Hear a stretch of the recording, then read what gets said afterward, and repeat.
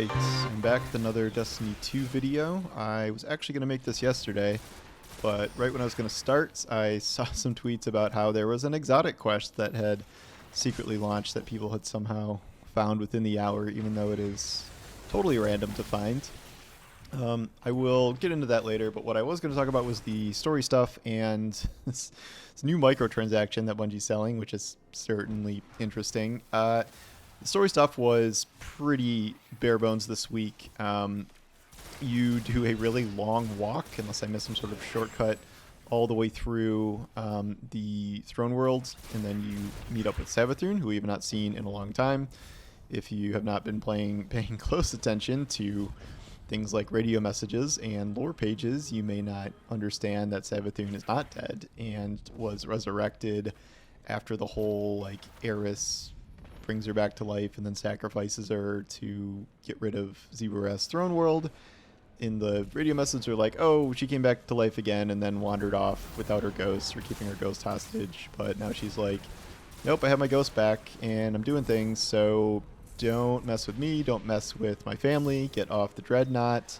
And, obviously we're not going to do any of that, but the actual, quote-unquote mission was like, kill 3 groups of enemies was kind of really the only thing, and that was it. So then they have you go into the Nether and do some farming of Cabal something, I don't even remember, but it's like 1 or 2 Nether runs, which is expected. I'm glad they didn't jam all the story stuff into the first week like they did last time. I thought that was impossibly lame. That said, we are going to have weeks where there's not really much going on. This week, was bolstered by the exotic mission, but yeah, little different format. I'm curious if it's going to be like 3 weeks on, 3 weeks off, or they're just going to kind of do what I said and just do all the weeks in a row and then stop for like the second half of the episode. This might be a little different because we don't know exactly when Frontiers is going to launch, and if past Destiny things are any indication, it may launch and be delayed. So I don't think we can say anything for sure, and this may turn out to be an extra long episode, as we've seen with seasons the past couple of years. The most random thing that happened this week is this new microtransaction called, I should have remembered this, microchips? Something with chips? I don't know, but it's a thing that you buy and then apply to your Guardian as some sort of best I can describe it as like a Guardian Sparrow Trail. You are given 3 of these for free. You activate it, and it's like a limited time thing that goes in your character for I think like 12 hours, and then once it's done, you have to apply another one, or you can take it off early. In terms of what this is, it's like a little trail. So the one they gave you to start with is one that it's like a heart effect. So if you stand around in third person, you can see these little hearts fluttering, and then if you run either on your Sparrow or holding a sword or on in the tower, you can see this like pink trail and these like little hearts behind you. Of course, this does not really come up in gameplay very often, and another thing about it is that it's an effect that turns off once you get into combat, which during most times in Destiny you will probably be in combat, so you can't, even your teammates won't be able to see the effect, and normal gameplay you will really only be seeing this if you're holding a sword or driving a Sparrow. It seems kind of weird. It feels to me like they're sort of running out of ideas for cosmetics. I guess Warframe has some stuff like this. League of Legends has like footprints or something, and then they're like Halo helmet effects.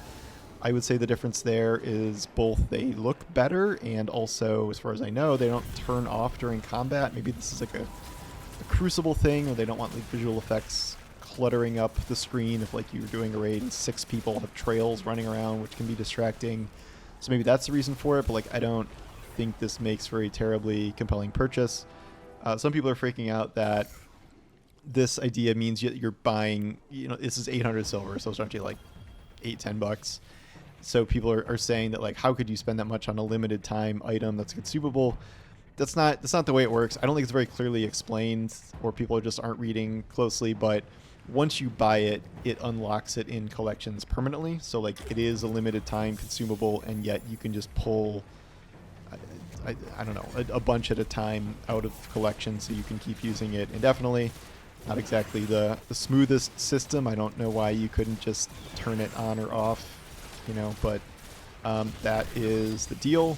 You know, people have said that, oh, well, cosmetic armor you can't see either, so, you know, why does it matter if they're selling this thing that you can't see while you're playing most of the time? It's like, yeah, okay, but like every 2 seconds you're seeing your armor to some degree, whether it's in your menu, whether it's at a end screen of a mission, whether it's the beginning screen of a crucible, like, and it doesn't produce whatever the effect is when you're just like standing around in menus, at least from what I can tell. I haven't done Crucible, but at least in the base menu it's not doing that. So, you know, I certainly believe they can make like cooler ones than this like heart effect one. Obviously they're doing that for Valentine's Day, but weird concept. It does kind of say to me that they're running low on ideas here. Let me know what you think, but don't think it went over terribly well with most people. You know, obviously you can just ignore it, but it's, yeah, not great. In terms of the exotic mission for this Dyad something SMG, it's the circular one that was shown off in you know, previews for the season.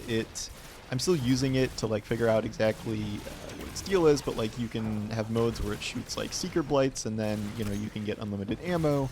So it's a pretty unique gun. I would say SMGs are not like the most in style for most content right now, but you know, it's something that you definitely want to play around with. I think it's fun so far. The mission was interesting to start because it's one of those secret starts where someone just has to find it, which everyone says they want, and then when Bungie actually does it, people sort of forget about it.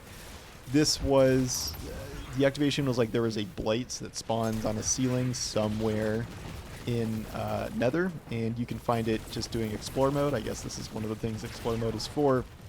I don't know if it appears in every zone or what, and it seems the videos I kept seeing were like one specific spot in the Court of Oryx area, and you climb some invisible platforms, you go up and get teleported into it, and then there's this like little rune mini game.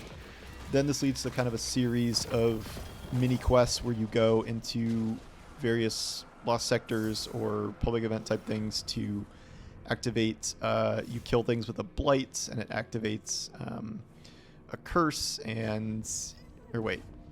that's part of it, but there's also like before that you do like little rune puzzles in lost sectors where Taken spawn. So, you know, it's nothing super significant, little combat, little puzzles, but it's something to sort of tide you over till the actual mission begins. And yeah, the mission is pretty good, I'd say. You know, I think it's better than some of the recent exotic quests have been that seem more like just sort of long campaign missions. I think this one is more unique. It's better. It does feel more like a traditional exotic quest. I'm assuming there's probably going to be an expert version. This one like wasn't like the ultra easiest. I got really screwed because I did this on Warlock, and then there's some jumping sections in like the second half of this that were exhausting. Everyone's like, oh, Warlock is the best jump, you can just use hover glide and blah blah blah. You're like, yeah, but I very much needed some verticality that I did not have in some of these sections, which was frustrating.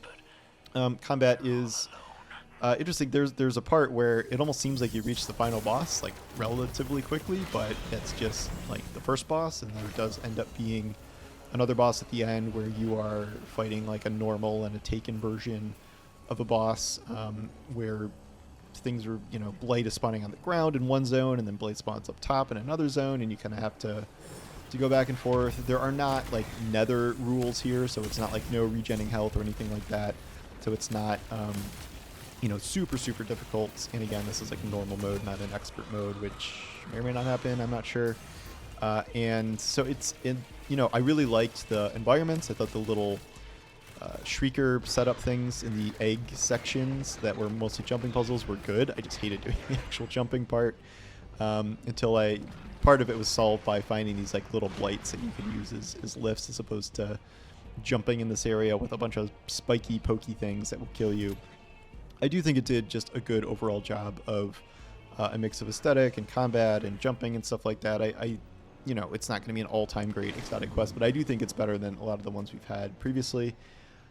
What I then ran into a short time after I finished the quest is you can do some steps, find some consumables or hidden things in Nether, collect like little pieces of something, fragments, to put them together to try and start the getting the intrinsic perks and the different perks that you get with these kind of exotics now. That almost happens with all exotics now. It usually just involves rerunning the mission on experts, every week, and maybe finding some hidden chests or something, but we don't really know yet because you hit a time gate after you find the pieces, and you are supposed to rank up the Eris slab thing to a level that apparently does not exist right now. I'm at max level, which is 10, and I have unlocked everything you can there, but I can't go any further than that. So we don't know if that will open up in future weeks or if we have to wait to an entirely new act.